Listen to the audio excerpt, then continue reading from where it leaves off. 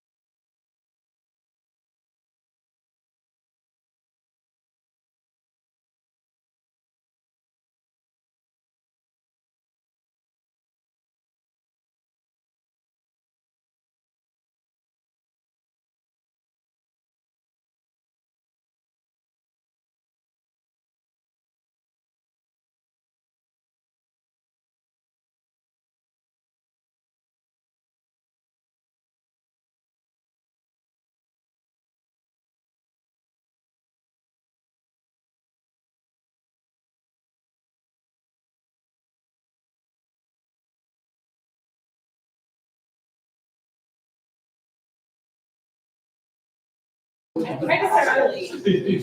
Now we're starting. Thank you, Rob. All right, welcome everyone. I'll call the meeting to order on the Bennington Public Schools Board of Education on this, May 12th already, 6 p.m. And we will begin our meeting this evening with the Pledge of Allegiance. I pledge allegiance to the flag of the United States of America and to the republic for which it stands, one nation, under God, indivisible, with liberty and justice for all. All right, our meeting this evening is governed by the Nebraska Open Meetings Act, a copy of which is listed on the back wall here. Jody has verified our publication and notification of our meeting this evening, so thank you, Jody. We'll begin our meeting this evening with our public forum. If you would like to speak with the board, please fill out one of the golden colored sheets that are on the back of the room and bring it up here to Jody. And we have none. So if anybody came in late that would like to speak with the board, the forms are in the back corner of the room. We would love to hear from you. If anybody would like to speak to the board this evening. Okay. We will now move to our consent agenda. This includes the approval of the agenda, approval of the minutes of the Monday, April 14th regular board meeting, presentation of May bills for approval and payment, as well as our personnel report. Steve and I had bills this month. I didn't have anything of note, but certainly welcome any feedback you had. I didn't know. Okay. All right, there is a motion then proposed. I move to approve the consent agenda as presented. Thank you, Joe. Is there a second? Second. Thank you, Jeremy. Jody, call the roll. Steve? Aye. Allison? Yes. Jeremy? Yes. Tim? Yes. Joe? Yes. Motion passes.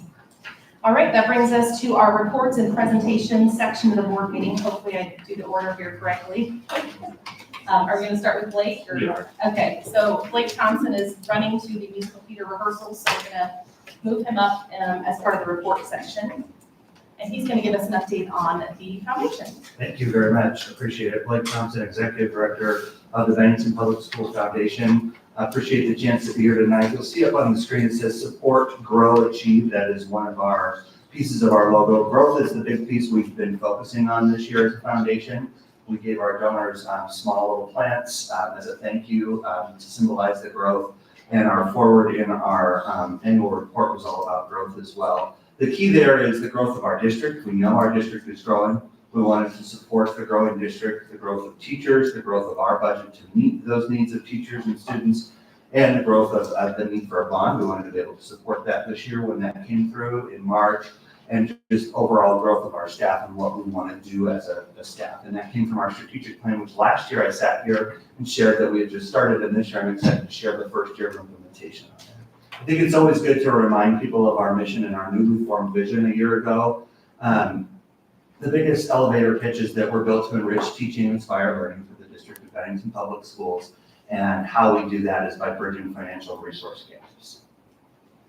Our staff, we did grow our staff this year with Amanda up there at the top. She is helping with All-Star Kids.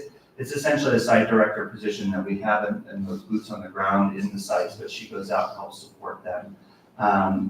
Carrie Clark is our contracted staff. We've had an accountant for many years. We started working with her about 1.5 years ago. And then the rest of our staff, you may recognize some familiar faces. We've done a little bit of restructuring of what they do and who they communicate with, but we're very fortunate to have these people every day working in buildings and working with our staff and students to make an impact. This is our board of directors. I would like to also thank Christy Ryan, who's been the board liaison since I started 2 years ago. I will hit 2 years in June. Christy's been a great resource for us, communicating with Dr. Claus on the board, and we appreciate all of that help. So thank you, Christy. We look forward to working with whoever's next to draw the short straw to come over. But really appreciate this board of directors. They spent a lot of time putting thoughtful discussion and plans in place to help us grow. This is our impact. This is listed on our website, serving 8 schools, soon to be 9. So we're already starting to look at the planning of what that looks like in regards to maybe a scholarship presentation or things like that, because that's all about to quickly change for us, as it is every facet of the district. We have focused 14 programs that we serve, over 4,200 students empowered, over 518 staff, and we're on track for a $4 million impact. So we're very excited about that. These are the buckets that we focus on. We restructured this last year, but we really have been trying to amp up the focus on these. And this is the amount budgeted this year. So our growth included going from $260,000 impact in these 3 buckets to a $350,000 impact this year over that. So those 3 areas are student success, staff success, and future success. And how we do that is programming geared towards each of these buckets, which we're really thrilled about doing that. And that's our number 1 audience defined last year in our strategic plan was students. So they're in the center, and that's where we want to focus our area. And then we're also working to build that alumni pipeline as well with our Beyond Blue. The strategic plan, these are kind of the 4 areas with our fiscal year goals. Optimize operations, amplify student support and impact, build the brand, spread the love, and diversify our funding. We have hit all of these goals and then some. Of course, things have come into our dashboard that we weren't expecting that I'll talk about in a little bit that are great things. But these are the 4 main areas, and we're going to continue to do this. And optimize operations is a big one because when you have new people in and new eyes, you see it from different facets. So why are we doing this? How do we do this? How do we make it better? Oh, this is a great idea. What can we do to amp it up? And so that has really been on the forefront of our minds. Building the brand was a really big one. When I started, people said, well, we know the foundation exists, but we don't know what you do. So we're constantly keeping that at the forefront of our minds every time we implement something. I want to focus on this piece of the strategic plan. This has been out there. It's been shared with many people. But you'll notice a few things that we're looking ahead on. Obviously, the possibility that someday of a 6 all-star kid site, which means another elementary. That's not going to happen tomorrow, but we know in the 10, 15-year plan that is going to happen, if not sooner. And we have to be prepared for that, what that looks like for expansion, how do we resource it, how do we fund it, things like that. So those are things we look ahead on. Also, second high school, as I mentioned, programming to match that, fund it, and support the staff that are there. And the growth of our staff in our building. So as our district grows, the space upstairs that we currently house is going to be needed. And we need to grow and have our own branding and storefront. And so one of the pieces that is our kind of our pie in the sky is to look at launching a preschool, that the foundation would be tuition-based, we would run and operate as a revenue generator, but also in collaboration with the district and our current preschool programming, district curriculum, and help meet the need of not being able to offer preschool to all students in the district tuition-based. We have applied for a grant, and we find out Thursday if we get it. It's a $30,000 grant to allow us to do the surveying and all of the pieces to see, can we do this, sustain it financially, and is it a need? I feel like I could answer that question for you right now, but we want to do this right. We want to survey it. We want to get feasibility studies done, and hopefully that grant will come through to allow us to do that. New this year, part of our growth is our staff committee.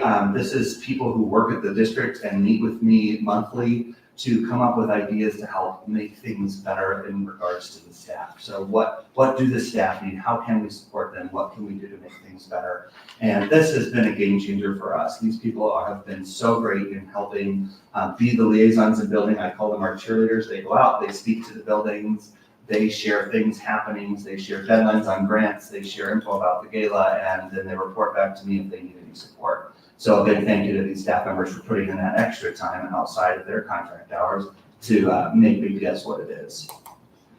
We started a large piece of our strategic plan, and our feedback surveys were to collaborate with PTOs and booster clubs and hopefully provide an umbrella of structure for them. This is a big, long process, but we have started. We've had 2 meetings this year. We'll have another one this summer. And eventually help with the growth of, we're going to have another high school booster club. We're going to have another high school booster music boosters, things like that. How can we help fund those when they start, when a building opens, and how can we also help support them? So we're working on kind of a building guidebook of, these are the resources you need. This is how you get the credit card changed to your name when you're a new president. This is how you do those things. And also some support for funding for those groups. The Logeman Endowment is one that was not on our dashboard this year. We knew it was coming, we just didn't know when, and I'm so excited that it happened this year. A huge thank you to Daryl and Kalita, who donated $2 million in this endowment. And these are the staff that received those. They also were able to meet with the students that received their student scholarships, and it's really been a beautiful process that we've learned and grown every step of the way with Daryl and Kalita and everyone involved. So thank you to everyone who helped with that.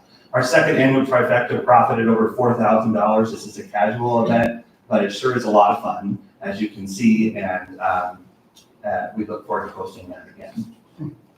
Just want to show you a couple of quick things. Our gala goal was to net over 60,000. We netted 57,000, so we're very close to what we wanted to do here. It was really just a fun night. Lots of fun things. As you can see, the 360 camera was a lot of fun too. And I wish the money on that gun was real because we would have maybe got to our goal. But we really worked to organize some things and do some things just to enhance the night, and we appreciate everyone who supported that gala.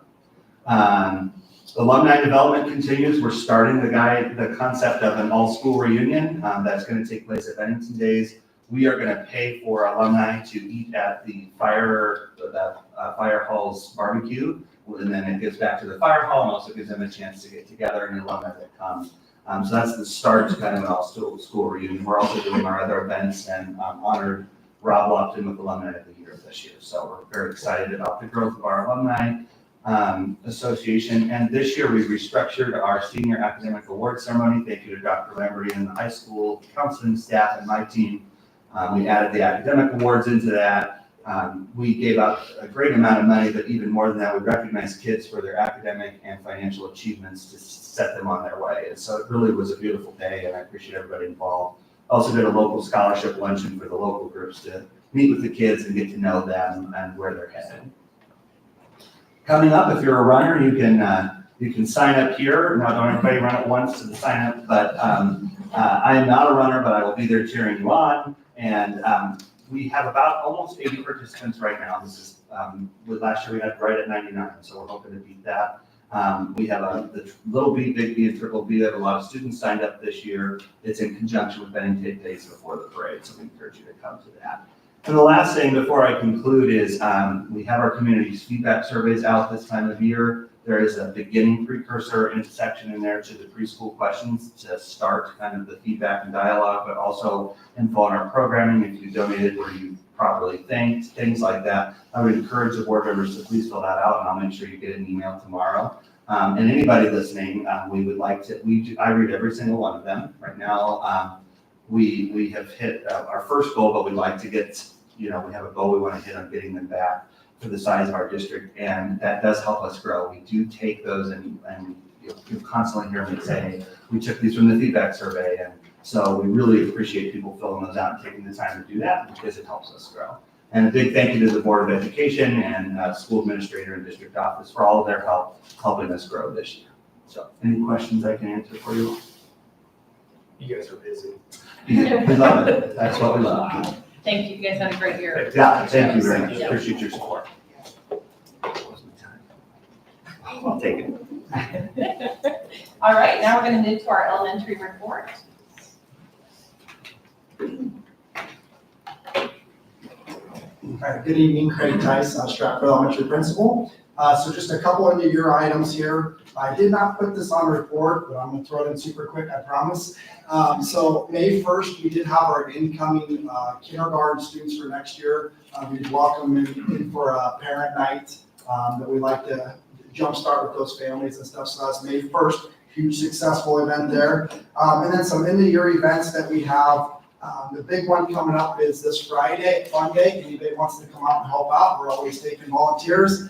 It's a really fun event for our kids to do some field day events and just some other events, kind of celebrate the successful year. The other one that some elementaries do, not all of them, we are doing talent shows at some of the elementaries. I know Stratford, we had ours last Friday. Kind of cool. We went from, I think, 18 acts to 29 acts. This last Friday, so we have some very talented kids. Mr. Henke in high school, he's going to get some of those talented kids the next few years, so really a fun event for them to participate in. And then the only other one I had on here is we will be celebrating our 5th grade students this next week. It's a little bit different what each elementary does, but our PTO helps them go on an event after we celebrate on that day with those students. So. But the last thing we want to do is just thank all our families to a successful year and continue that partnership throughout the year. And so it was a really successful year. So thank you. Thank you. Thank you. All right, middle school report, Mrs. Rucker.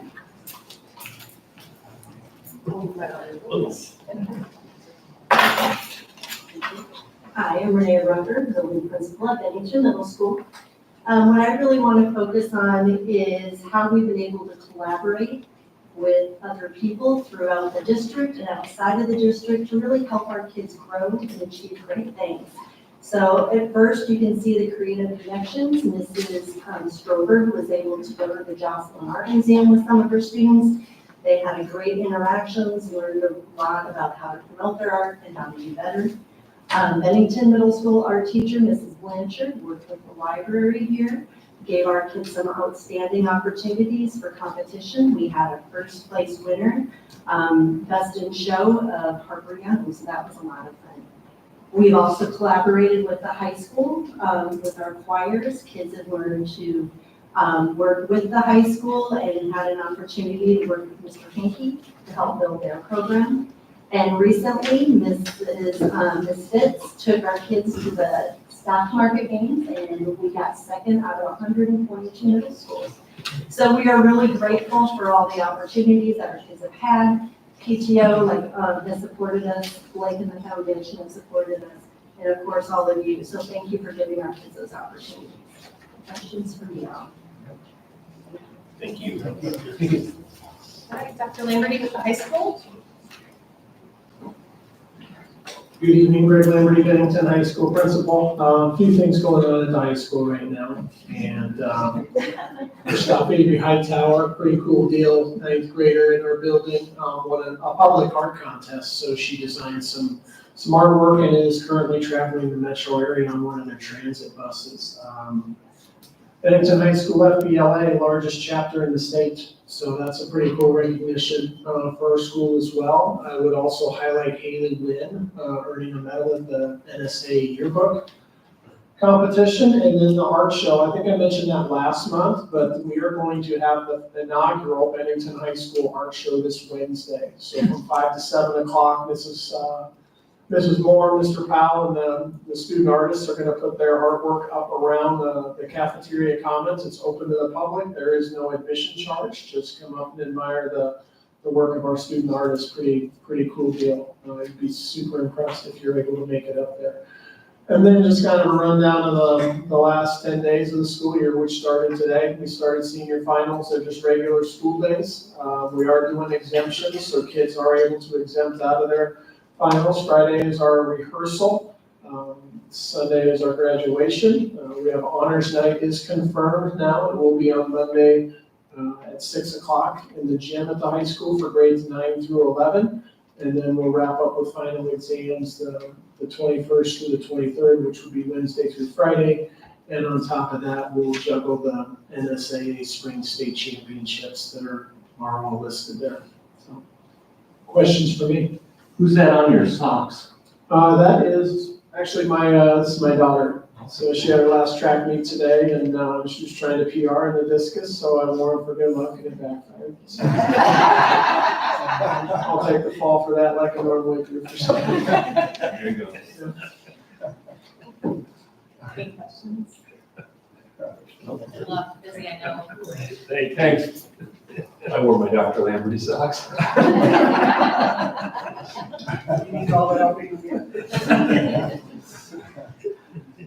Hi, Dan Bombeck, Director of Student Services. Tonight I want to focus on our nursing programming in the district. A few things that they're doing, as mandated by the state, they do screenings on all pre-K through 4, 7th, and 10th graders. Along with that, they did 168 referrals for additional screenings for students that either new move-ins or students outside the grade bands that we're talking about there, or follow-up screenings for kids that maybe we need a little more clarification on. So busy with that. That takes a lot of coordination when it comes to bringing a lot of volunteers and making sure we have enough staff to be able to process that many students that quickly. Next, I'd like to talk about the emergency preparedness piece. Our nurses manage a lot of emergency plans for students, oftentimes for things like asthma, severe allergies, seizure disorders, diabetes, cardiac conditions.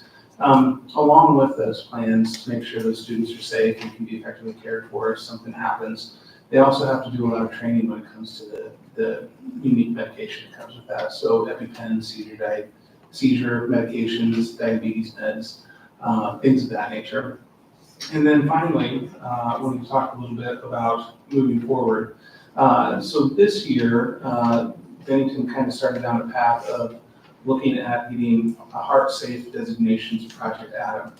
At this point, I believe the high school has been designated heart-safe and has gone through the training, the pieces they need to do that, and we'll be working with the remaining schools that need that. This is going to be a piece that's going to require emergency drills, ongoing training for staff, and just making sure that students are going to be safe. Any student with a heart condition might have or will be safe within our schools. So they'll be working hard on getting those final designations. Any questions? Thank you. Thank you.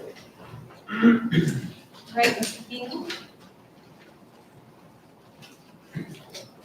Good evening, Jimmy Feeney, Director of Secondary Education. We listed on there, we'll get into the options and kind of the process that takes place. We want to recognize in front of the board the teachers that donated their time. They're starting the working day, but it's a big ask to have them come in, and as Dr. Tyndall will explain later, the process we go through of identifying our standards and getting to the point where we're ready to adopt curriculum. So we want to thank those teachers for their hard work throughout the school year to get us to the point we're at today. I'll point out that we're going to look at a curriculum viewing night if everything goes as we're requesting tonight. So that date is on there for June 5th as well.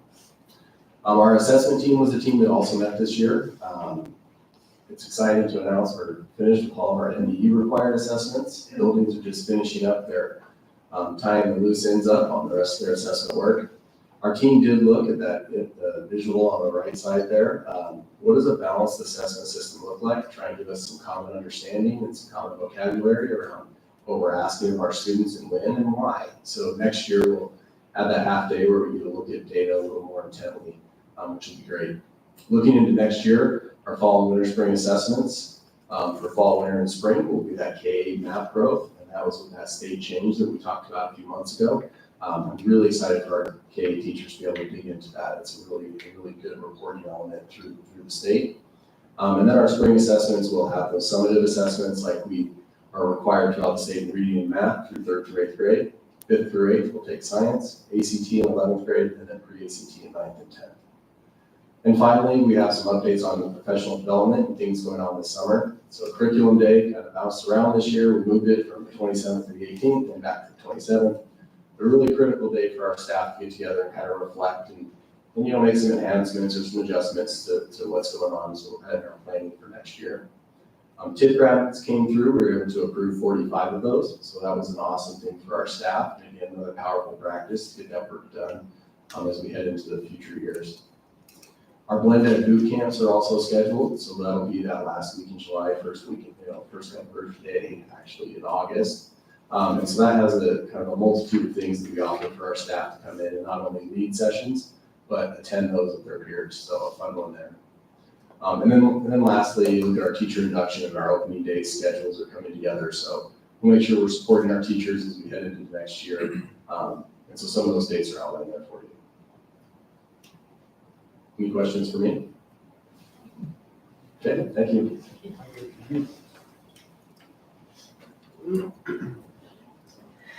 It's you. I'm the one that usually messes this part. Yep, Matt Morgan, Campus Assistant Superintendent. Good evening. We have hit the ground running with construction meetings with DLR and Houseman Construction here the last month and a half since the bond passed.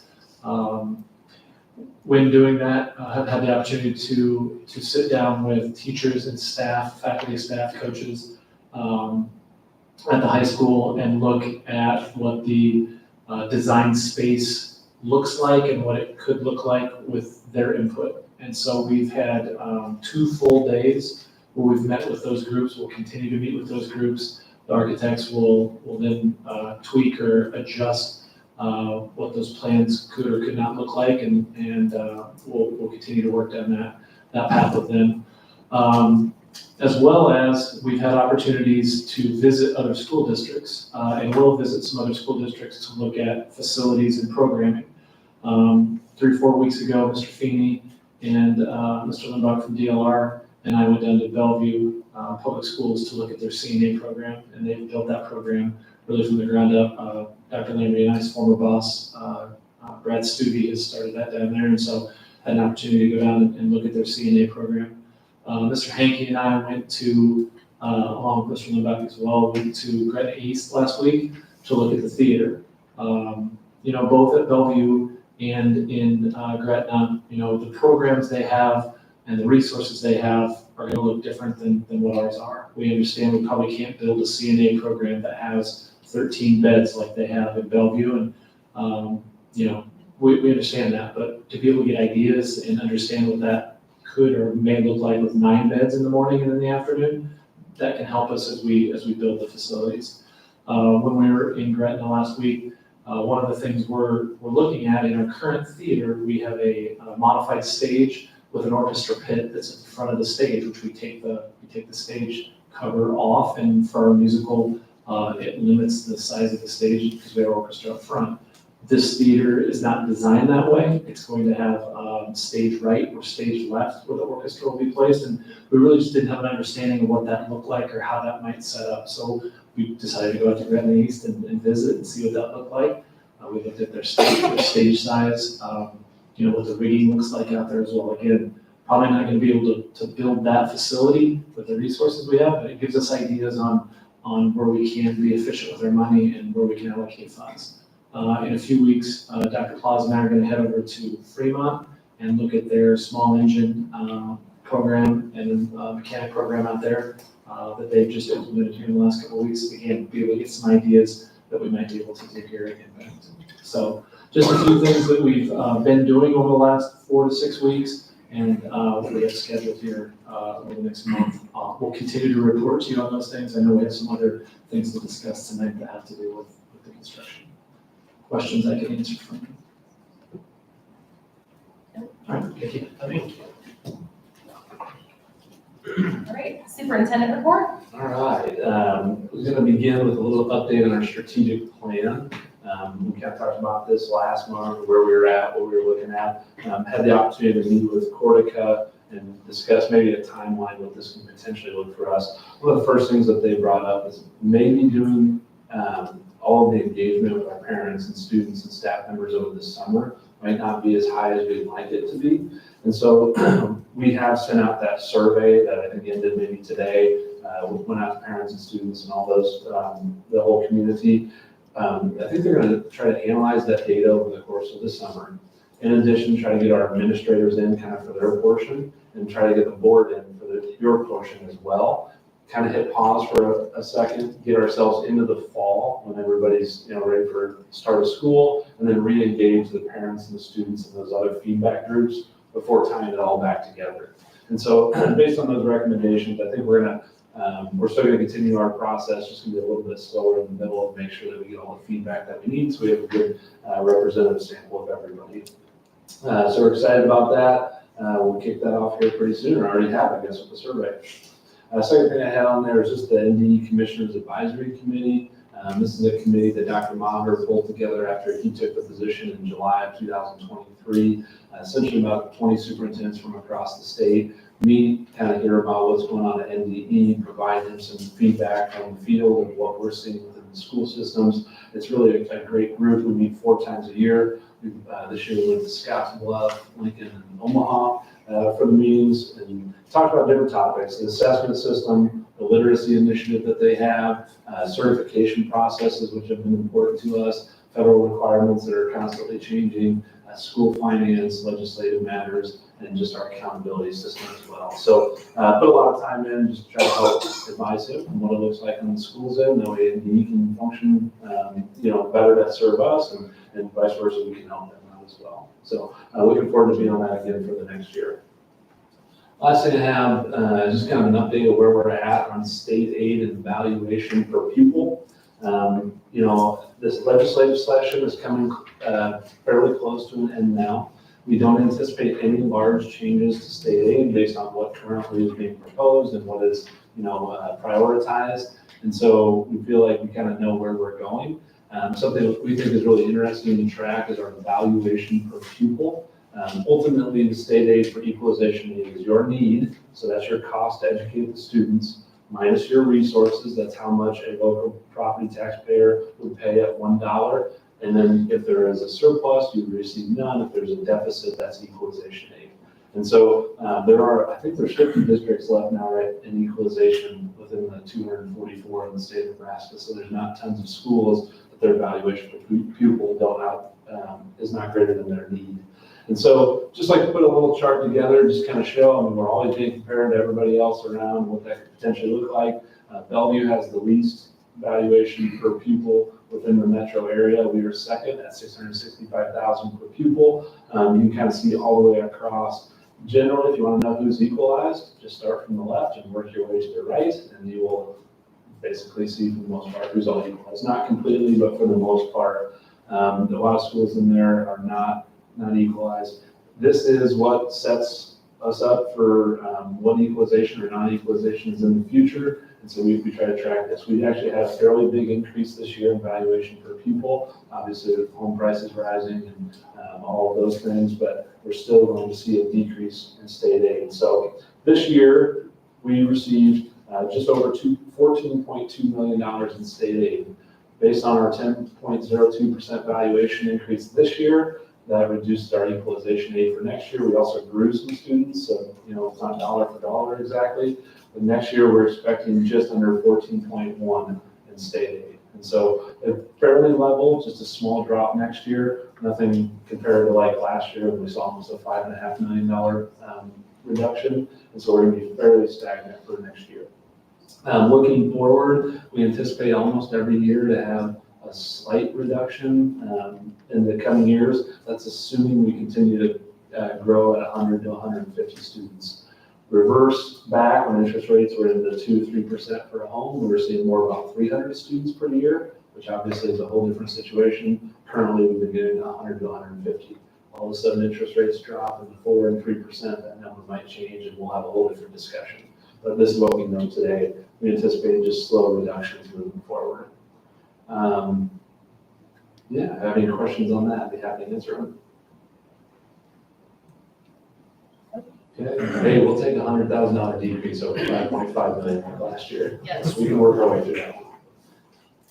Thank you. Thank you. We had quite a few committee meetings, I know, this month.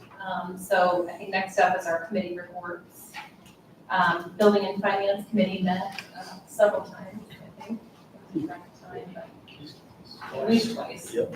So discussions on summer purchases, discussions on second high school construction questions, review the bid process. So I think we're going to cover some of those on the action items. So we'll skip, if that's okay, skip down to those. Most all of it's in the action. It has been covered. It's in an action item this month or will be next month. Perfect. So. Been busy as well. Tell the rest of the goals. Okay. Anything from the curriculum committee that you guys like to report? Okay. Those will be tonight too. Yep. And the policy review as well. So we'll just skip over those knowing we got a lot to come there. Okay, I think that brings us to our spotlight report. No, we're going to do that during the action items. Okay, perfect. Yep. All right. And Yep. do we have a lobbyist report this evening? No, it is online and it's posted in your packet. There's really not a ton as far as the education role is concerned right now. They've got a big budget shortfall. They've been working on that. As far as education-related bills, most of them are housed right now in LB 654, which is stuck right now in general file. There's 14 days left in the session, so something to go from general file to select to final to sign at this point is getting every day the chances are lower and lower. So it appears to me like as far as education is concerned, odds are it's going to kind of just be a stalemate for this year and they'll move it and figure it out next year. So that would be my guess if I had to have a guess. Okay, thank you.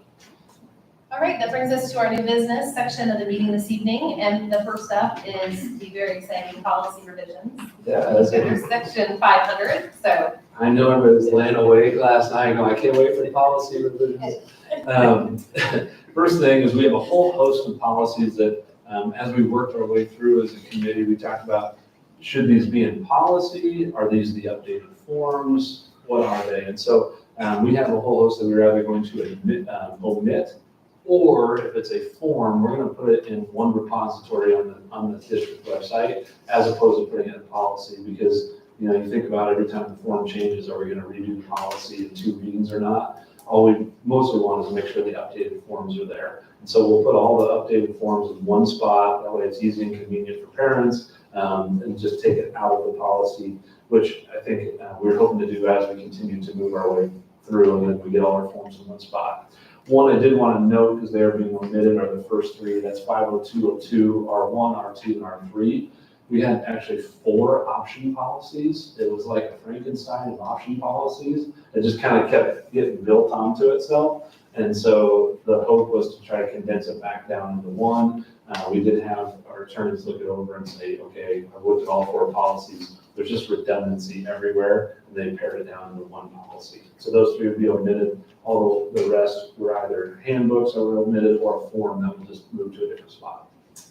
As far as policy changes that had some type of material change to them, the first 3 policies, 501, 50101, and 50418, we did this in the 400 section as well.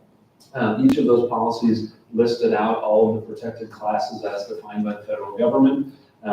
You know, with respect to discrimination, as those protected classes are evolving and there are additions and subtractions, we want to make sure that we have a more simplified version just to remain legally inclusive moving forward. And so we changed the language to say all protected classes. And so that way, if there's any additions or removals, we're still covered. We don't have to redo our policy each time. So that's the first 3. The second one was the option policy I talked about. So now 50202 is all 4 of our policies lumped into one. And so that should be good. 50203R1, this one had appendix A and B, which were forms as well that we're going to put in the repository. Smoking, drinking, and drugs in the 50415. Currently, if a student or a staff member has any issues, or excuse me, a student has some things happen to them, we could go through a substance abuse or a rehabilitation program. It says that would be approved by the Board of Education. We just moved it to say as approved by the superintendent. That way we can do that in a little bit quicker manner. Additionally, our handbooks have allowed breathalyzers to use at dances or different extracurricular events, which we've been doing this year. We want to make sure that the policy matched the handbook, so we added breathalyzers within there. 50416R1 is the drug detection dogs.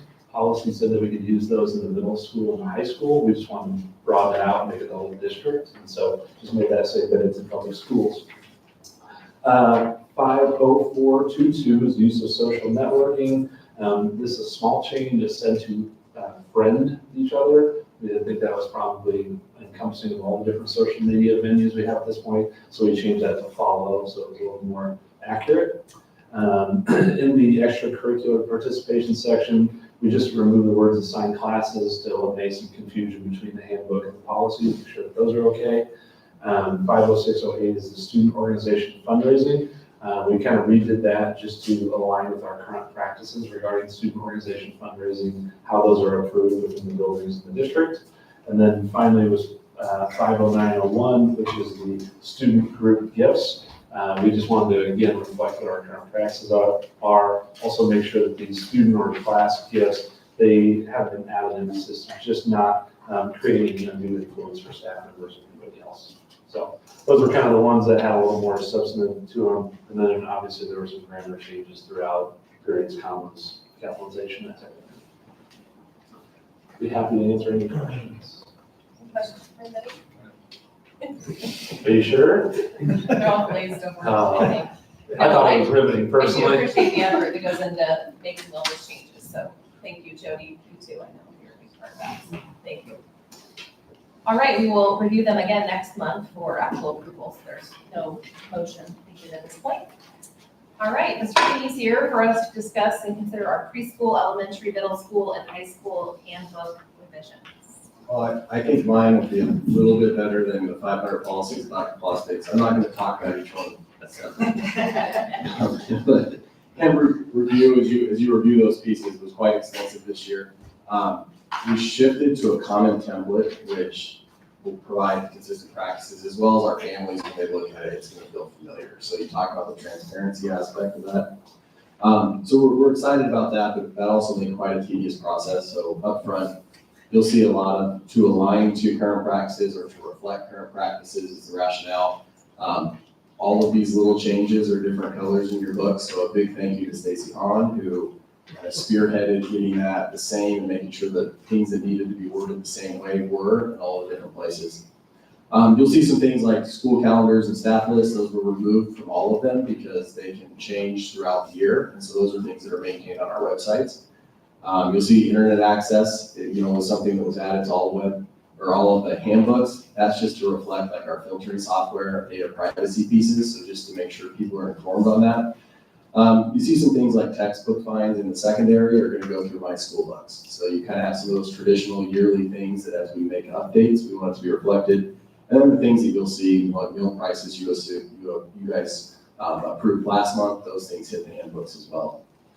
A couple things from each level just to highlight for you. We had some terminology issues in the high school with world geography is actually the AP course is human geography. And so that title changed. Same course, different title.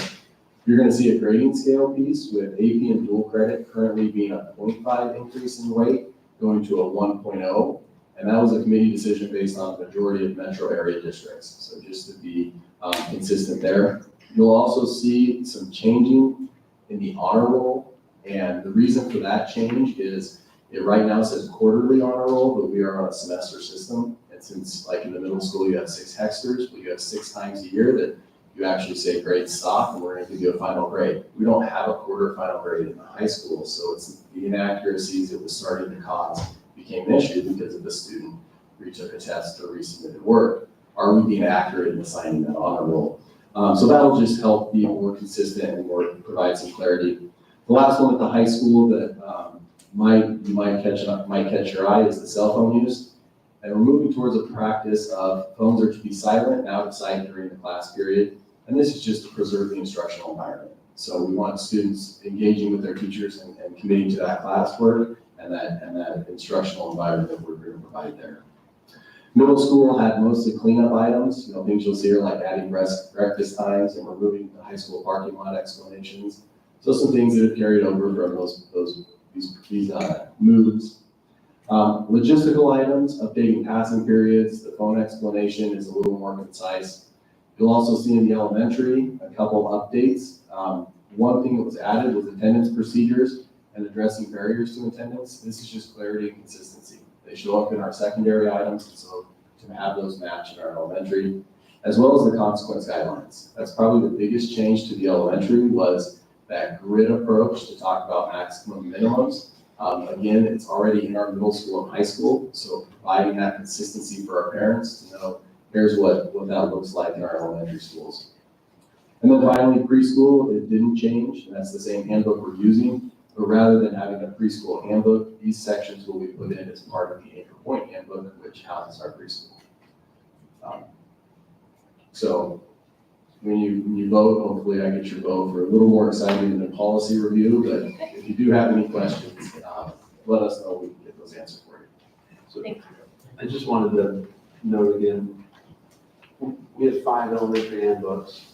They generally all said the same thing. They weren't the same thing. And then something would change, a policy would change, a law would change. We now have 5 that had to all be updated and hope that they were done appropriately. We had 2 middle schools. The middle schools have been pretty good together, obviously the one high school. And so trying to take a little bit more streamlined approach of like, here's the district sections and this is for all of them. Here's the individualized sections, drop off, pick up, things that are unique to that area. So Stacy has done a ton of work to get us to where we feel like we're in a place to be streamlined and there won't be any of those gaps or little nuances that over the course of years start to happen because somebody didn't change a word here or there or didn't update that one policy that came in late. And so it'll all be in how it in one place. So there was a lot of work on her end as well, and I appreciate all her efforts. And these aren't final yet because we still gotta wait for the legislative session to end. You never know what laws are coming that's gonna change our handbook in the last few days. So we wanna wait till we get after that until the June meeting.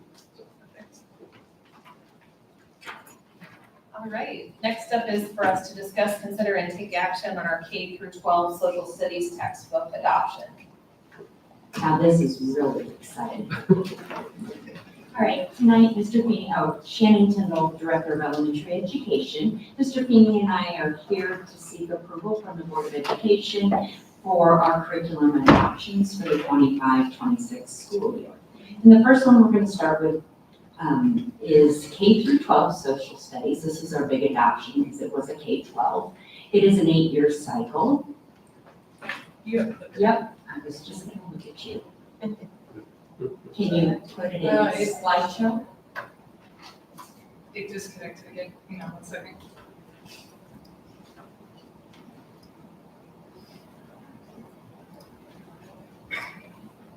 Now it's connected again. Thank you.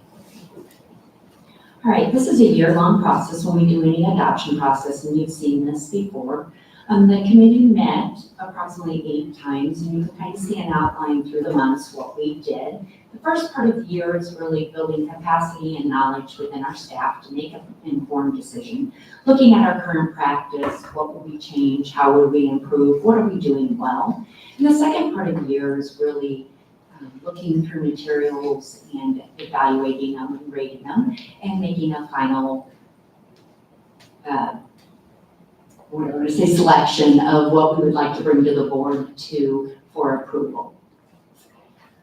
Always part of our process is writing the mission of the curriculum, and you can see that this is our Bennington Public Schools mission for social studies. It is a K-12 mission, and part of that is also writing proficiency statements. What do we want our kids to know when they graduate from Bennington Public Schools? And so you can see those 5 bullets up there of what we would consider a proficient student in social studies when they leave our system.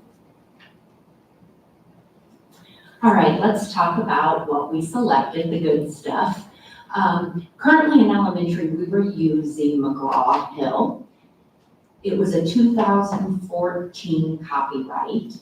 We did look at McGraw-Hill again. They did update the curriculum, but we really found some limitations in it and decided at that time we didn't want to continue with McGraw-Hill. And the reasoning being, it didn't have a strong civics portion, and that is part of what we have to teach.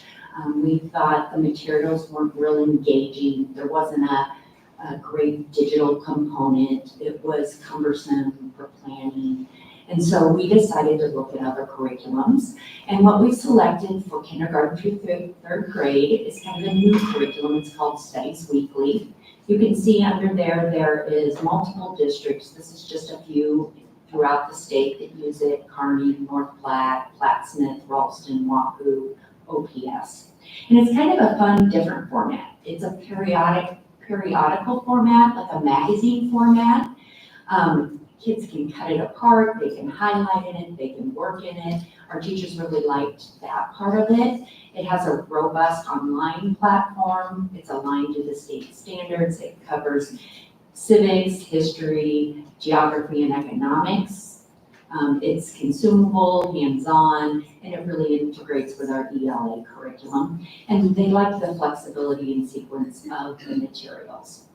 You can see that's K3. Why not 4th grade? 4th grade was not an adoption. We do Nebraska Studies, and we just did that a couple of years back. We did offer them to look at new materials, but they are really satisfied with the Nebraska materials at this time. So 5th grade went with a different curriculum, and it is TCI, Teachers Curriculum Institute.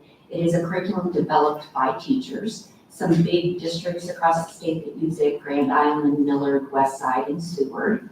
This is just 5th grade in elementary. The reason they picked it was that it has journals, social studies stories, lots of digital resources. It's specific to the 5th grade American history curriculum that we currently teach at that grade level. It integrates well with ELA. They loved the inquiry projects that were part of the curriculum, and they really liked the formative and summative assessments that were adaptable. Some program strengths with Studies Weekly. They liked the pacing and the timing. It really fit our model and aligned well with CCALA, the standards alignment with the state. It had those 4 components of teaching of social studies. Differentiation, it can be modified to meet diverse needs of students. It's engaging, like I'd already mentioned, the quality of assessment. They thought it had a strong depth of knowledge in social studies content. Teacher-friendly, easy to use, flexible implementation. The digital platform is strong, and they think it'll improve student engagement in the social studies. Some things we considered that maybe were weaknesses of it. It comes in, so it is a newspaper format, and you get all 32 weeks in one bundle. They will have to separate those. And we talked about that. They said, nope, that's okay. So they're willing to do that work at the beginning of the year to prepare. A newspaper can be fragile, they'll rip, whatever. It's not a big book, but that's also a benefit. It's not overwhelming for the kids, but they decided that they can work around that. Limited retention, it's made to send home every week, so parents will get the newspaper and be able to see it, but we won't have that evidence of what they've worked on for the week to return back to. So, that'll be some things we'll work through when we do our summer planning. Do we keep like a month's worth and then send them home at the end of the unit, or how do we do that? Or do we send them home weekly? And they just want to make sure this is our core curriculum. It's not a supplement. And so make sure teachers understand that when it's just the newspaper kind of format. For TCI, the program strengths, highly engaging, user-friendly, strong curriculum flow. And they thought that some of the projects that they love that they do with American history right now, they can incorporate them within the curriculum. There was room for that, they thought. Covers the state standards and the 4 topics, detailed content, comprehensive online, cross-curricular. The guaranteed purchase was really something that sold us. If they update their materials within the 8 years, they update all our materials. Even though we purchased them, mid-cycle of our adoption, they will replace our student materials at no cost. So we thought that, we have never seen that before. So that was, with social studies changing all the time, we thought that was a huge benefit.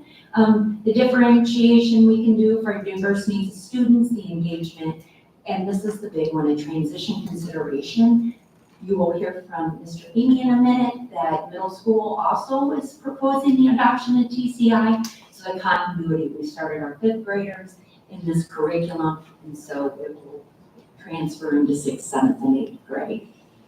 Repetitive structure, could that get boring for kids? And how do we make it more engaging? Because it is more of a traditional curriculum than what we're adopting K-3, and it is a lot of content. We're going to have to spend some time deciding what components we're teaching, where we're teaching them, because we will not fit the full curriculum in within a year. So those are the 2 recommendations for elementary. Well, as Dr. Tyndall kind of previewed there, in 6th, 7th, and 8th grade, currently we have National Geographic. The biggest reason to switch from it was that second bullet, the civics library in TCI meets all the civics requirements with the standards that are being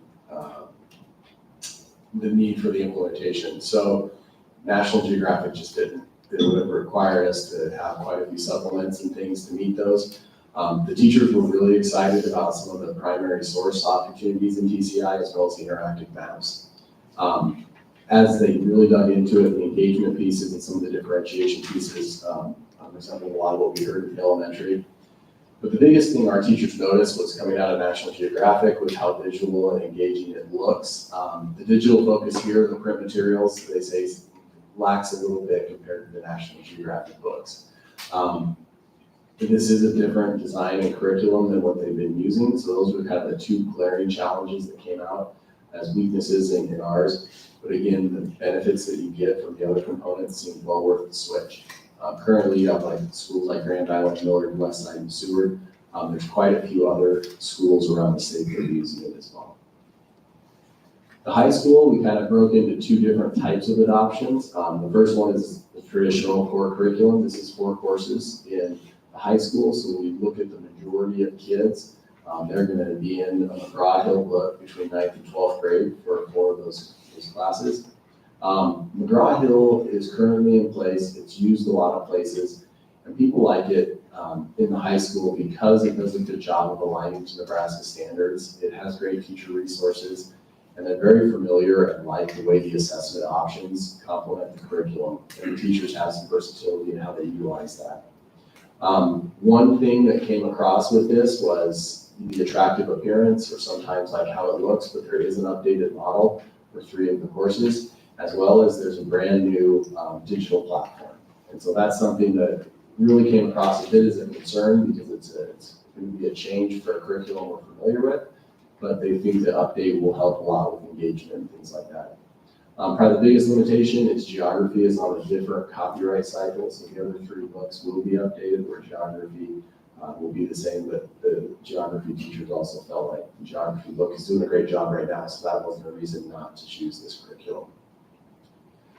The second half of our high school update is our elective courses. And so this really got dominated kind of by the AP courses with BFW. BFW's kind of baby is the AP test. And so as you consider these courses, preparation for the AP test was carried a heavy weight in the room, but also they did a really great job with their primary sources, the student activities, some of the assessment options they can do with kids.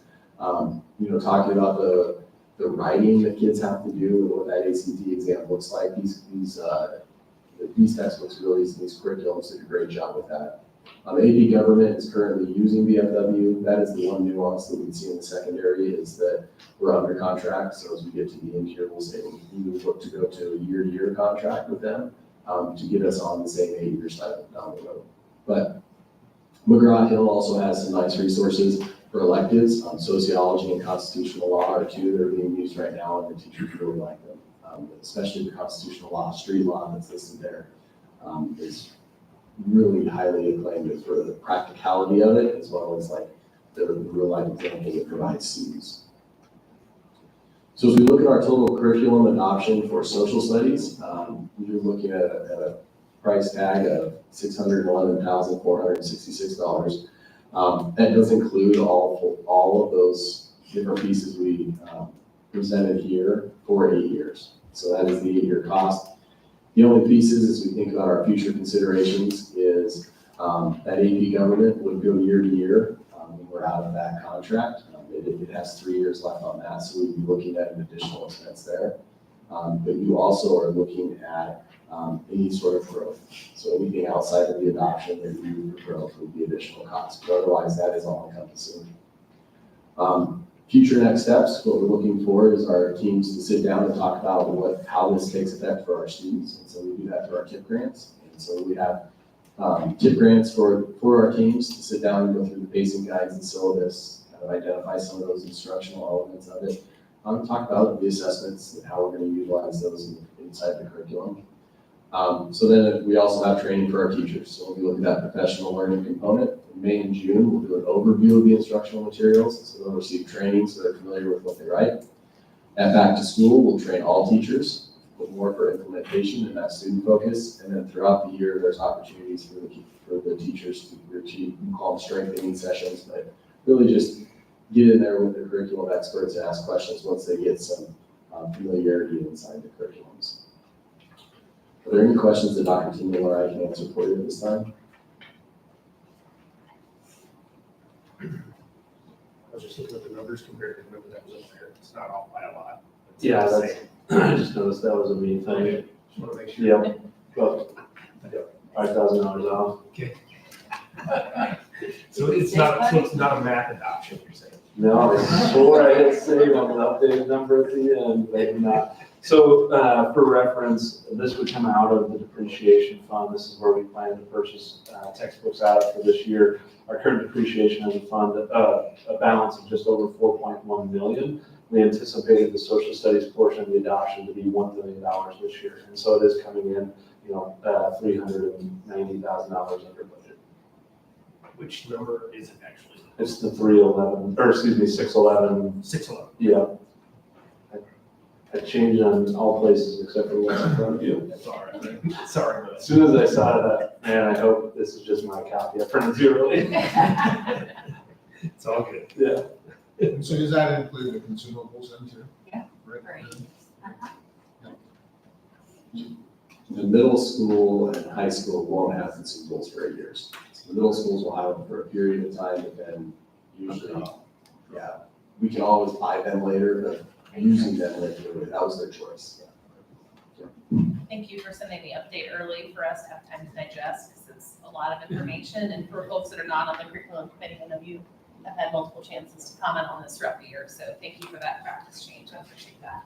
So, I don't have any questions. Anybody else?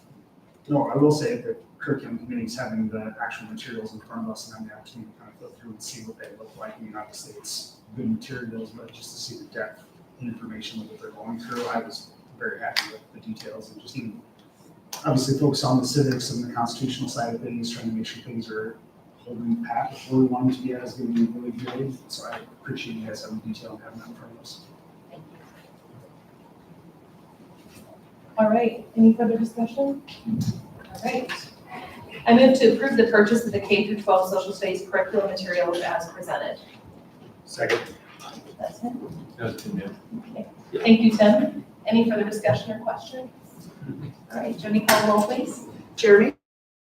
Tim? Yes. Joe? Yes. Steve? Yes. Allison? Yes.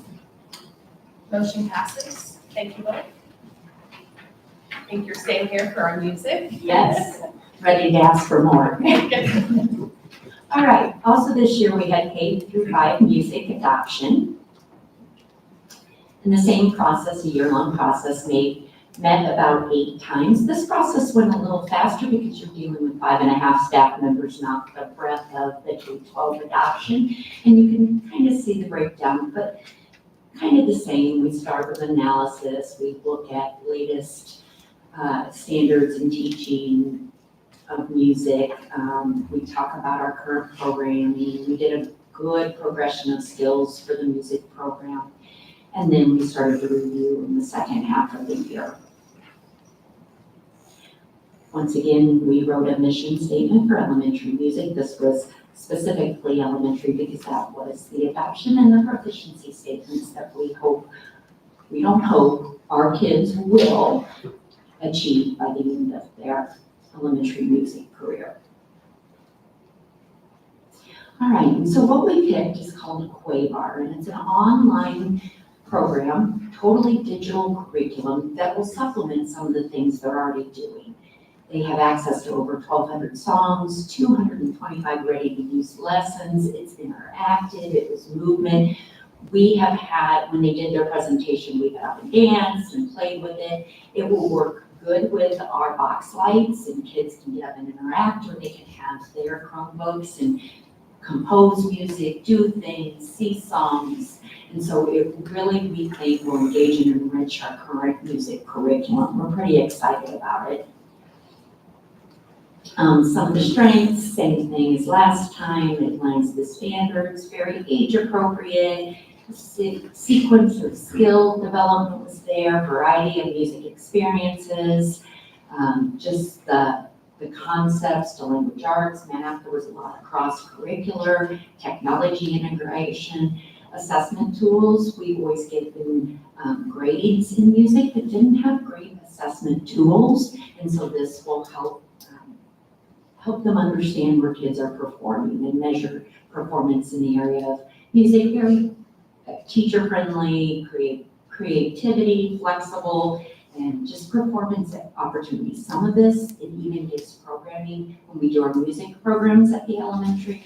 It will help them develop that so they're not making it all up by themselves. Weaknesses, which really isn't a weakness, but high content volume. You can see with 1,200 songs and all that, there's a lot to go through, and so they're excited to start planning. And well, of course, when you get new music, what do you want? You want new instruments and you want fun things. And so we had some talks about what is our basic fitting of a music classroom. and what is appropriate. So we talked about that, but of course, it's like you give a moose a muffin and they want more, if you've ever read that book, so, but that's exciting, they're very excited about it. All right, $70,000 for 8 years, and that's everything that the access to the digital curriculum, and that's student and teacher. If we'd ever add another elementary site, there would be additional cost in the 8 years for a site. We wrote a TIP grant to work on the pacing and build the curriculum and align the standards through this summer. And just as Mr. Feeney said about the social studies, we're having a June overview of instructional materials. They're being trained on it. We'll have a back to school implementation just to make sure they feel comfortable, and then in October, a strengthening session to make sure they're using it. So full in $70,000 is what we're asking for. Any questions? On the budget side, again, on the depreciation funds where we plan to purchase just over 4.1 million. Our anticipated budget for the K through 5 music adoption was 100,000. So about $30,000 under budget on this one as well. First time Shannon's ever been under budget.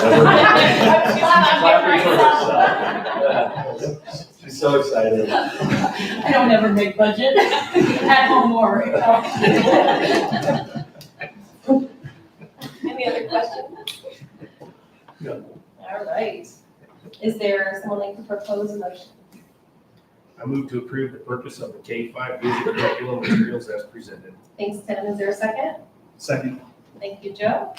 Any further questions or discussion? All right, Jody, call the roll. Joe, Yes. Steve, Yes. Allison, Yes, Jeremy, Yes. Tim, Yes. motion passes. All right, next item of new business is for us to discuss, consider, and take action on 6 through 12 skilled and technical sciences textbook adoption. Yeah, so this one, we kind of broke into two adoptions. The middle school, the 6 through 8 T&L, the Tech and Living, and then the high school skilled and technical sciences department. As we look at instructional resources, the one thing about the Tech and Living is there's a lot of pieces that are a little bit equipment driven in their components, but there's still the state standards that you account for. As Tech evaluated those things, they really felt like they had some great components in place. They had units that they believed in, that did a good job of preparing kids for the exposures of the courses we might see in the high school. There was some opportunities to enhance that through like teachers editions. So what they wanted was some instructional resources. It gives them ideas and some supports for student activities, and try and raise that student engagement in a little bit different way than they're doing now. So this adoption for them was about kind of just adding to their repertoire and their tool belt in the classroom with those students. As we looked at the middle school and the living, they did recommend a textbook. They've never had a textbook before. They really liked how it addresses all of the standards. And we wouldn't use everything that's in the textbook, but it does meet everything within the textbook for the middle school standards and provides them with some opportunities to do some digital components with students, as well as use some paper assignments and increase that engagement with those instructional resources. So they were really excited to use this a little more intent from the tech side with students as far as how they'll be able to do that. And so that's going to be a great resource that should be approved. As we look at our 9th through 12th grade program, a lot of this, the evaluation did come down to different pieces than you would for like a social studies adoption. We have our standards alignment that we looked through. We also looked at our course offerings. One thing that I'll come back to at the end is like, what do we do when we open high school number 2? We look to keep these courses at the current high school, and we look to expand the offerings at the next high school. So what we would be looking at here is probably following this process. Once we know specifically what kind of courses we're going to have, what kind of courses we want in the next high school. But as far as what we're adopting here, what we're looking for, we know what tools we have, we know what materials we have, and what these teachers want to keep instructing students in these subjects that we have in the current course offerings. And so this will update those. And so what we looked at was the current offerings, the availability of tools and materials. We looked at copyright dates of the resources, because oftentimes when you go through books and tools update, the books don't change. And so thinking about those types of things, as well as manuals. As simple as it sounds, when software updates, you need the updated manual. So that would be kind of an incurring ongoing expense, but we got those all planned to be updated. So you'll see two different adoptions for these. You'll see Goodhart Wilcox. They kind of lead in the industry when it comes to things like the skilled trades. We also see Cengage has some really good resources that we'll move to, one of those being for those ag books. So here's a quick breakdown of what kind of courses and what kind of materials are used in those courses. When you start looking at the breakdown and the standard alignment in these courses, you'll notice which ones are connected well to the others, because a lot of times it's the same books, they'll use different portions of that book. You'll also see that in the manuals, a little bit of overlap as far as the programs that they use. So as we look at our total adoption, you can see, technology, that is the teacher's editions. You'll see in the reading, that is the textbook and the student resources. SCS, Goodhart Wilcox was the majority of that. Cengage had a handful of those. And then we did have about $210 in manuals that would go towards the high school program. So total cost there of $41,713. As we look at the implementation, this does include digital access. It is just a classroom set of textbooks for living. And the classroom sets at the high school is based more on their limitations of the course size. So oftentimes if you're working with partners, we only got 10 textbooks versus if you're in a drafting class and every kid needs it, that one might order 20 textbooks. So those ones aren't quite as streamlined as you'll see in a traditional adoption. These as well, since we were able to move a little faster, as Dr. Tyndall said about music, we did get into our standard alignment and started talking a lot more about like syllabuses and course guides, and course guides. So they got a lot of work done through the process to get those things complete. So that was a huge benefit to having that time with them to streamline that. And then future years planning is kind of that note that, the construction trades and drafting courses, as well as that education pathway is intended for the current high school, and the new high school will move into that small engines, welding, and then the health sciences. So as Dr. Blumenkamp mentioned, we're looking for opportunities to better provide these opportunities for our kids, and that could affect either place. But from the standpoint of what we're adopting today, I think this is just a great foundation in the courses we're looking to offer right now. Questions?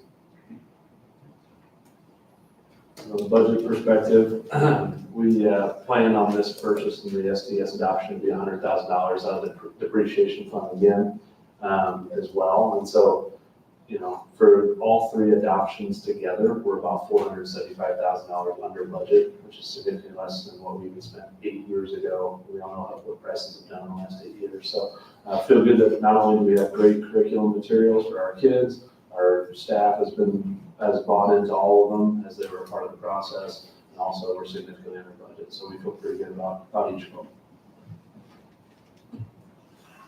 Thank you. Any more questions? All right, I move to approve the purchase of the 6 through 12 skilled and technical sciences curriculum materials as presented. Second. Thank you, Steve.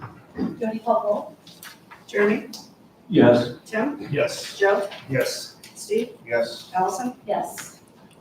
Motion passes. I'd like to say thank you to Dr. Tyndall and Mr. Feeney. Obviously, that is a ton of work between 3 different adoptions over the course of the last year. And so they've put in a lot of work, and I appreciate all that they've done to get us to this point. Thank you. And thanks to our curriculum committee for listening all year long as we worked our way through this as well. Thank you. All right, we're still on new business, which leads us to discuss, consider, and take action on bid contracts for the second high school project.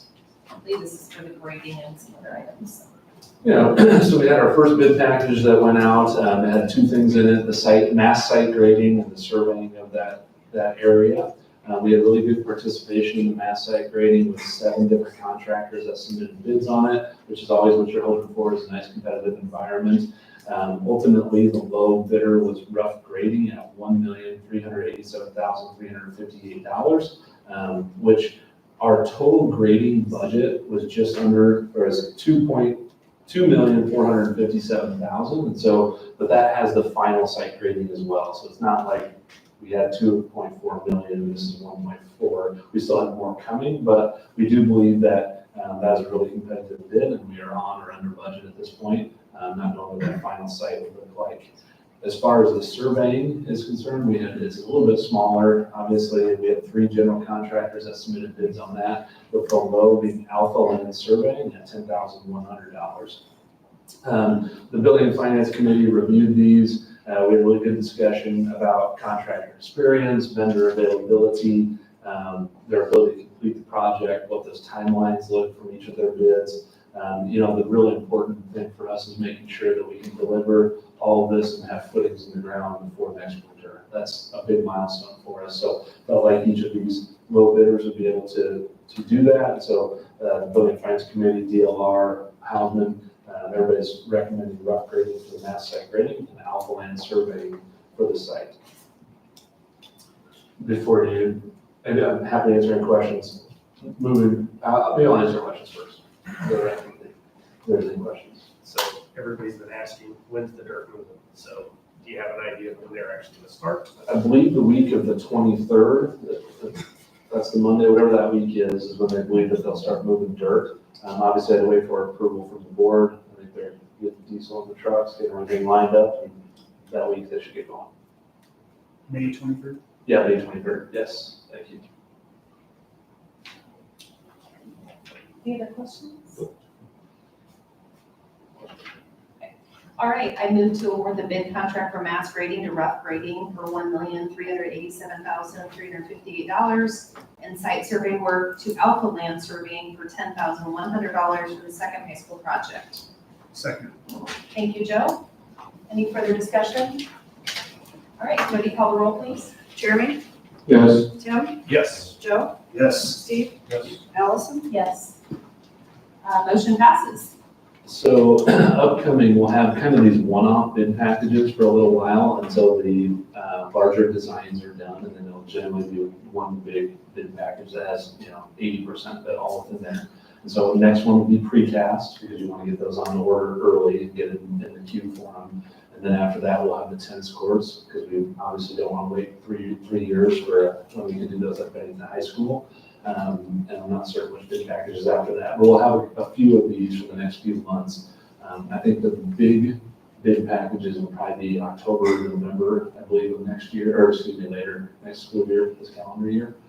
So kind of anticipate this for a month or two, these kind of one-off bid packages. Thank you.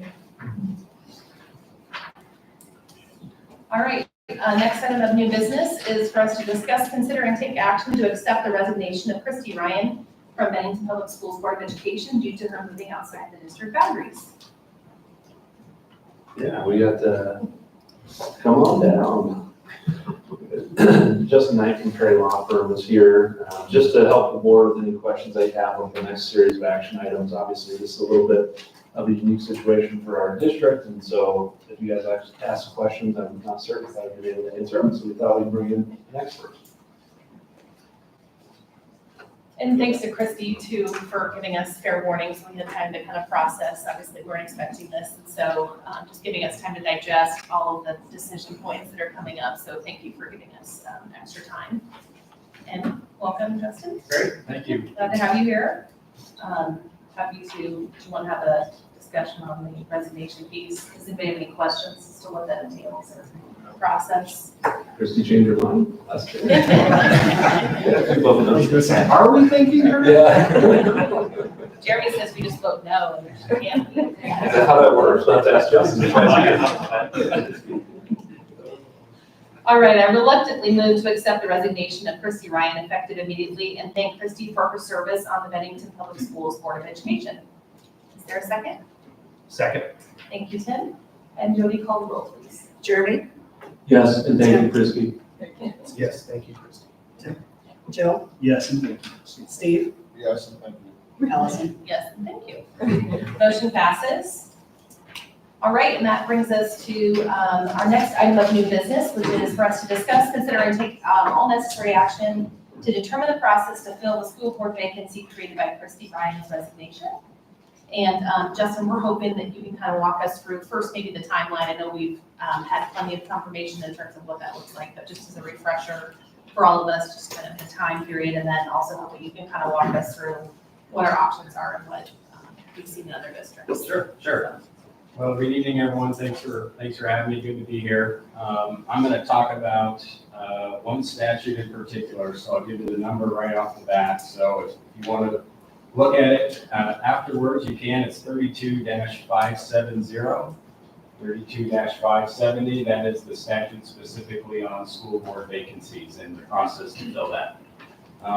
As I think you may have alluded to, one of the bases for a vacancy on a school board is when someone no longer continues to be a resident of the district they serve, right? That makes sense. If you don't live in the district, you can't be a school board member. So now that the board has taken action to accept Ms. Ryan's resignation, the board has 45 days to appoint a replacement. The statute is a little murky because I think the legislature wanted to give school boards a little bit of grace, but after 45 days, the county can call for an election to fill the vacancy by an election of the voters.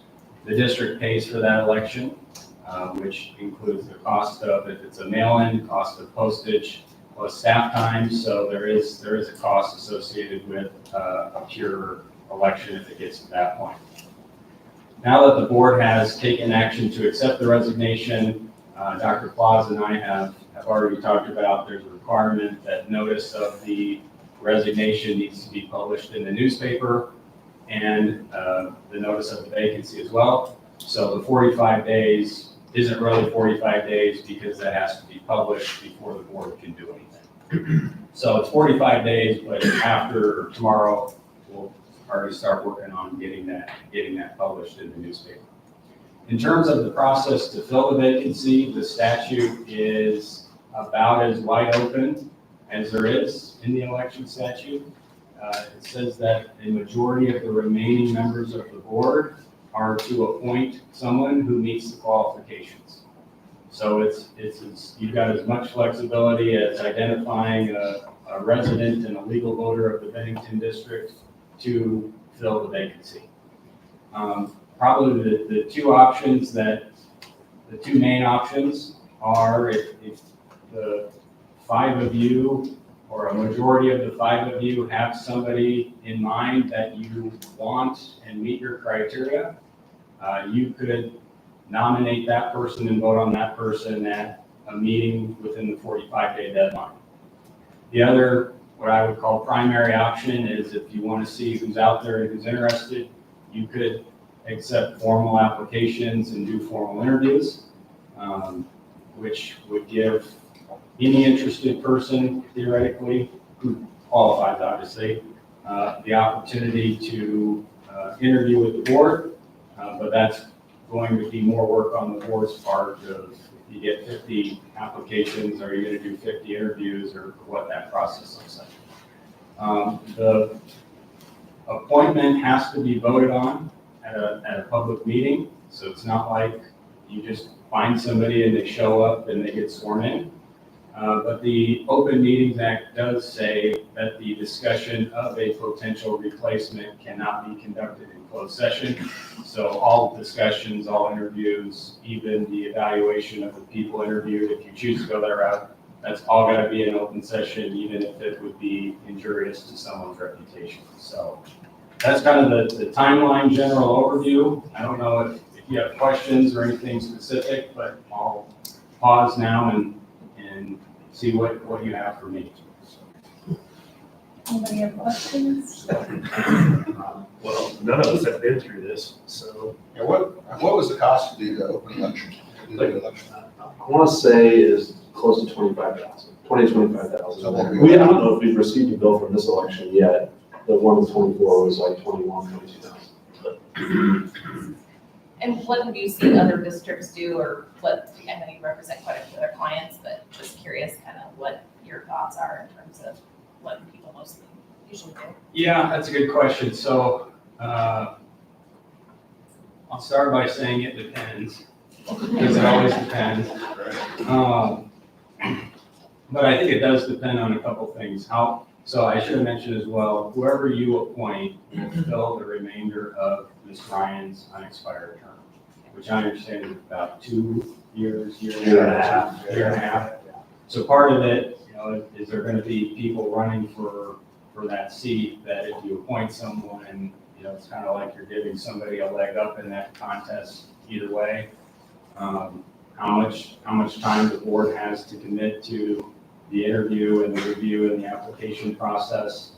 The cost of the election is something every district I've worked with has worked hard to avoid, just because if 5 of you can do it and save that much money, that's money. But then, other times if it's an unexpected resignation and there's somebody the board has in mind that, that a teacher, an administrator, or a school board member in the district that can fill in quickly, sometimes that works. So a lot of it probably depends on context and who's out there and who's willing to do it. But I don't know that I could give you a percentage on one option versus the other. There's no right way, is what you're telling us. Yeah, it's totally up to the remaining board members to decide. Do you have any experience with how deep other boards have gone into doing like background checks or, looking into the candidates there? I mean, obviously if it's a general election, the voters are electing that person to the seat versus if we are selecting someone and then turns out they've got skeletons in the closet or something that could be a black eye for the board. Yeah, it's a good question. I've sat in on probably a dozen interviews of different candidates in different school board meetings. I'm not aware of any digging that deep.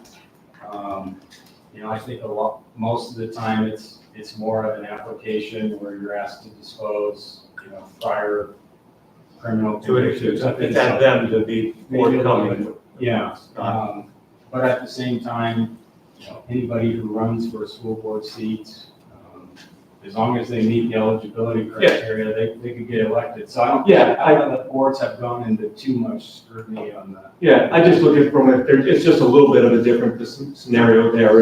If the community elects someone versus the board is making the decision, the expectation is that we've done our due diligence on that person versus the community is on their own to do due diligence for an election. Sure.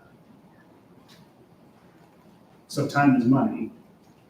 So you talk about cost savings with an election. I would like to avoid a $25,000 cost to the district.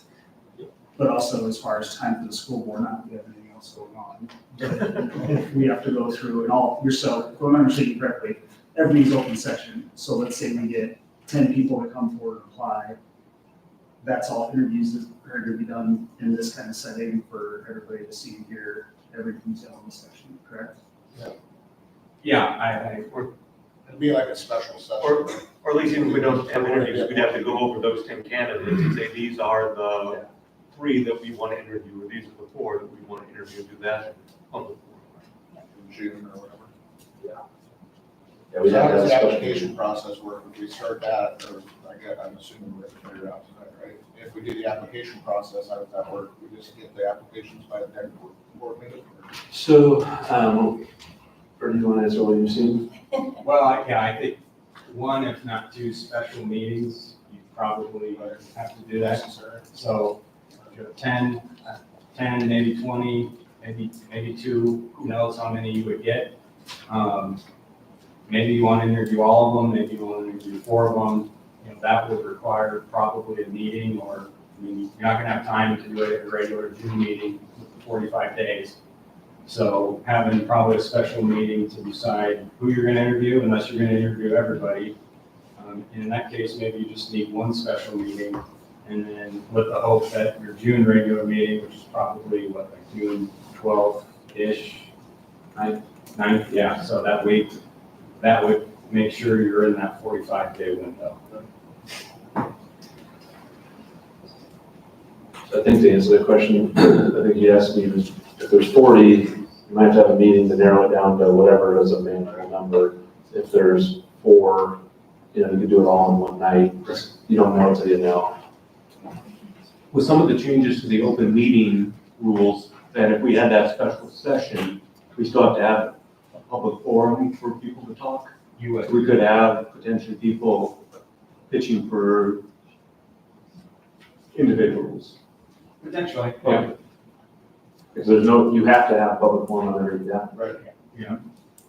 That could be at the end of the meeting, could be at the beginning of the meeting, but yeah, if the board meets, forum of the board meets, you gotta have a public comment on the agenda.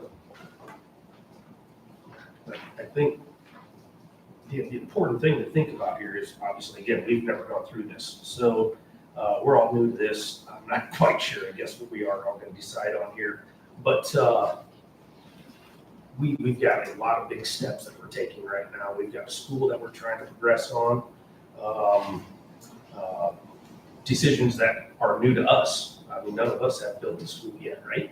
So we're all on the new side of this. So I don't know if we are willing to spend the time to interview all these people. I mean, that's pretty tough. I don't know if I have the time to do that.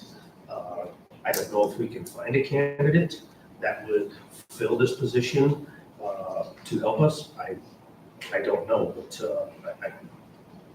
I myself am thinking that we should be able to find a candidate ourselves. No, yeah. I can't sit through that many here. If we have 10 or 20 of them, I think that's getting pretty big. Yes, no? I mean, I think you're right, because we just have a lot of big projects going on right now, so, and Joe, you can probably attest to how much it takes to get up to speed as a new board member. Yeah. Well, still learning. The next thing is we're a year and a half away from another election. So I don't know what perfect steps there are to take this, because obviously there's a million of them that are open. But if we can find somebody that has possibly been through this with, with the school or anything like that, I think that'd be a huge step for us.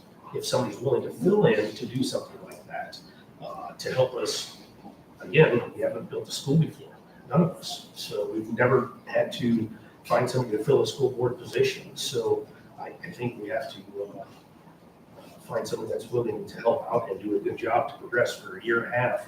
And if they want to run for election again, they run. If they don't, if they want to dive off, they dive off, right? I mean, I don't know, I like the application process. I mean, we've got previous candidates that ran in the last election that weren't elected, they can still apply probably. And again, I mean, as far as construction goes, I've been in it for 26 years, so I think I've got getting in on building and construction, I'm gonna do it daily, so I think I can help with that.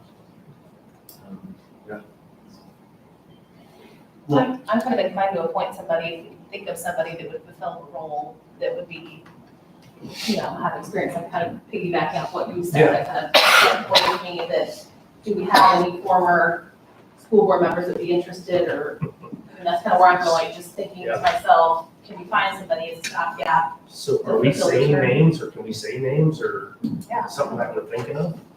Yeah, it's all gotta be open. I'm just, as the new guy, knowing what we've got to learn, and just getting them to onboard in the process. If there's someone that's familiar with what's going on, they can hit the ground running as opposed to have to go through orientation, have to go through budget understanding, have to go through, if there is experience that can take advantage of that, I'd be all for that. We had a board member that just stepped off of the board here at the start of the year. Served much time on there in my book, and I don't know if Kara would be willing to think of something like that. I don't know, because it'd be really tough if you walked away from the board. I don't know that you want to come back. What are you saying, so? Well, I don't know if I would. But then again, it's a year and a half. It's not 4 years. It's not 3 years. It's a pretty short amount of time. If somebody like that, she has been involved in the process of schools being built in the district. How long was she on the board? 12 years? I think it was 10. It was 10. Okay. Yeah, so, I mean, that's just a thought that I'm throwing out there. I have no idea if it's right or wrong, or anything she would even consider it. So, but in my book, simplicity's pretty good. It's a year and a half, and that would make it pretty simple. I'm not saying it's right. I don't know what is right, because obviously it's a wide open book. So it's what us as a board want to decide. I understand what you're saying, Steve, as far as people that run for election, maybe we approach it from the aspect of maybe this isn't to roll into another election, that we can talk to Karen and see if it's just for this time frame. Yeah. And then we open it up for the full election, come next time around, if she chooses not to. That would be a fair question, I think, if you ask somebody, was to say, what are your intentions with the next election? Because I'm personally not in favor of giving somebody a leg up. If we can let the community decide that, personally, I think that's a better For choice. that, you have time frame like that. Correct. So do we, or I'm sorry to interrupt if I did. I don't know what they, because Karen was appointed. Okay, so how did they go through a process? Okay, I didn't know what they did. Yep. I went back and went through the documents, wondering the same thing. They had an interview process. I guess that's an option too, I struggle with, now that we've kind of indicated there's some interest in her, what is that? Is that gonna make other folks not wanna do it, or is it gonna make other folks say, if you're gonna I mean, select her? again, then I'm it's just not one vote, but you do the application process, and you guys talk to her, and she wants to apply, and you guys all vote her in, and you vote her in, right? So, it doesn't stop us from moving forward with the application. True. And it gives other people an opportunity to. Anybody else? Jeremy, what do you think? Kind of lean towards too, appointment if she's willing to serve. Anybody else feel strongly? Other considerations? Are we missing anything, Justin, we should be thinking about? If it's totally up to you, but if you decide there's somebody out there that you're wanting to take their temperature on, whether they would be willing to do that, I would encourage you to have in the alternative, however you're gonna act, to have something where if she says no, to your point, if she says no way. Yeah. 45 days and you're talking about newspaper notices and things really isn't a ton of time. So I encourage you to, whichever way you go, to be thinking of what if this doesn't work. And I suppose if you interview people, and it's got to be 3 of the 5, so not a majority of the quorum. It's got to be 3 of the 5. So if you can't find consensus after the interviews, Yeah. how do you think about that? Yeah, what if you interview with nobody on there? Like, yeah, I mean, there is that chance. Tim, tell me something. You get somebody like me on there. For that question, should be 3 people, and it's 2-2-1. Yeah, that's what, because you Is said. that the 45 days would eventually take care of that, and there would be a special action? Exactly, because you had said that you may not have the time, and so if it's a 2-2 tie vote, and no one's willing to change, then. I don't see that happening on this board, so just guessing. So, Hard to say, but, so I do agree with you, though, the alternative is probably critical, because, we have no idea, she didn't run again, so she may not be interested, so. Can we do an alternative where we see if she's interested, we would vote on it in a later meeting, and then if not, then we open it up to interviews? Can you do an either or as part of the motion? You can, Okay. yeah. Okay, say that again then. I'm just trying to think of since we have a limited time period. Yeah. And it seems like we're coalescing around appointing somebody. Yeah. And if we do that, you've thrown out Kara, I don't know if there are other names, but whoever it is that we would ask, just confirm they're interested, and they may not be, Yeah. right? So we don't want to have another special meeting to authorize the interview process or try to appoint somebody else, right? So I was just trying to make sure we could do the motion and the alternative. right, and then you got the option to appoint Kara. If she says no, we got what? Applications or? Yeah, or Yeah. somebody else. if Correct. somebody else So has a it's suggestion. both, right? And that's what I'm saying. Again, I'm not opposed to Kara. I know she listens and wants to be back. I'm not opposed, but if she says no. We're gonna make then you we're ask just her. holding- We're just holding the process up. I mean, I'll call her right over from. Right, so if we can do the alternative, yeah, I agree. Even if you open up to the interview process or the application process, you can still choose her. Yeah. Right, so I just want to hold it up. I agree. Anybody else that we've not thought of that would be something that would be a good fit, knowing we have those projects going and it's sort of a limited time period, it's not a significant term. Or is anything? No. I don't want to cut off the discussion, so. No, I don't know. You want to make a motion or whatever? Yeah, I'll make the motion, I just want to make sure you're worded right. So I move to authorize the board president to approach an interested candidate or candidates to determine if they're willing to fill the current board vacancy and present a recommended candidate for the board's consideration at the June board meeting. With the caveat. Or if there's a determination that there's not interest, then we can go through the application interview process. And just for a point of clarification, are we just authorizing me to ask Kara? Or we, because I think that was broad enough. Okay, so, yeah, just ask Kara. Clear, is that what you guys, Yes. clarification? And I wonder if the second part of your motion shouldn't be to fill the vacancy through the interview, like the whole thing. Okay. That way. Do we start over? Got it. Or I move to fill the board vacancy through an interview process where interested individuals may apply and interview for the board vacancy position. I further move to authorize the superintendent and board president to develop and distribute an application and establish an application interview timeframe and set a special meeting for the board to conduct interviews for those who apply for the vacant board seat. I'll second that.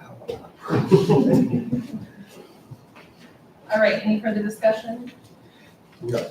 Okay, so I'll reach out to Kara and then what would be the appropriate way to communicate what the answer is? They find out at the June board meeting? Sorry, I'm not Well, we're putting gonna you on have the to vote spot, on it but anyway. yeah. Yeah. Okay, Right. so they would hear the answer then. Yeah, although if the answer is no, probably want to get a special meeting. Well, I can communicate that we're gonna have a special meeting, right? And that would be your answer. And that's How about that? the Is answer. that fair? And I think also, let's say that Kara says yes, we can communicate that she intends to accept if with approval, right? Yes, and the board would have to approve. Right. So I mean, it doesn't, Absolutely. Yeah. yeah, okay, all right. Okay, Jody, call the roll. Steve, Yes. Allison, Yes, Jeremy, Yes. Tim, Yes. Joe. Yes. motion passes. Thank you, Justin, making your way all the way from Lincoln. Hold on, we got one more, just in Oh. case. Apparently you're not excused, but we're gonna Dr. Claus. Never know what the next one's going to be, so. Okay, I guess the other item, Christy served as board secretary, and so now we need to discuss, consider, and take action to appoint a board secretary effective immediately. And just a reminder, I think we've historically had the board secretary sign off on documents, but I just wanted to verify with you, Justin, technically speaking, any officer can sign off, knowing that one of the officers can sign off in addition to the president. You're talking about like resolution. Yes, things like I'm that. trying to think practically speaking, what do we have to have in place? Yeah, that's more of a formality to have the secretary sign off on those. There is Okay. a separate deal for checks. But the resolution that has president attested by the secretary, that's really a formality. Okay.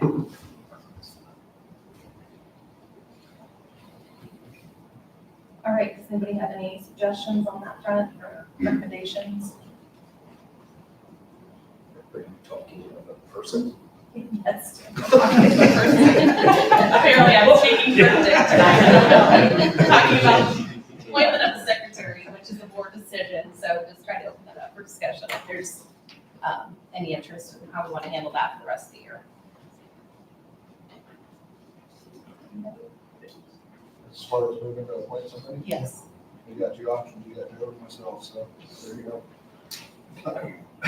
Or you can make Joe do it again. Yeah. Maybe just to finish out the year. I mean, it doesn't matter. Anybody feel strongly? Does anybody down there feel strongly, I guess? I can do that, but I don't know if Joe wants to do that, it doesn't matter. So, either way. All right. I don't care. It's whatever you guys want to do. Paper, rock, scissors. That might be the greatest thing that's ever happened in board. How'd you guys decide the position? Paper, rock, scissors. So you said Jody's name, why? I mean, because Jody does all those. Jody has Yes, historically done it, and then we kind of transitioned back to Yes, wording it, and I think I respect Jody's opinion that she doesn't want to sign off on documents. So Yep. just Yeah. clarify Yeah, that correct. technically we could have Yes, her yeah. fill it in, and then we could just have another board member sign off. And what the secretary duties are still, Jody for will like do a lot of maintaining anyways, minutes so and stuff like that. So I- either way is fine. See what you've done. I know, I'm like sitting here feeling terrible. You should be going up high. Again, thank you, Christine. All right, there is a proposed motion. Does anybody, You go ahead and read it. me? I don't have a strong preference, so you guys, I mean, that's fine, I can go to the next, till the next section. perfect. I appoint Steve to serve as Secretary of the Board of Education effective immediately. Second? Thank you, Tim. Any further discussion? Jody, call the roll. Jeremy, Yes. Tim, Yes. Joe, Yes. Steve, Yes. Allison. Yes. All right, motion passes. And then I do believe Christy was also serving as the connection with the foundation. So since Steve, you took the secretary, Joe, will you be willing to serve as the connection for the board, the foundation? Reluctantly, yes. I'll take the leftovers. Thank you, Joe. Blake's meetings are a lot more fun. All right, thank you, Justin. Appreciate your time. Thank you so much. Appreciate it.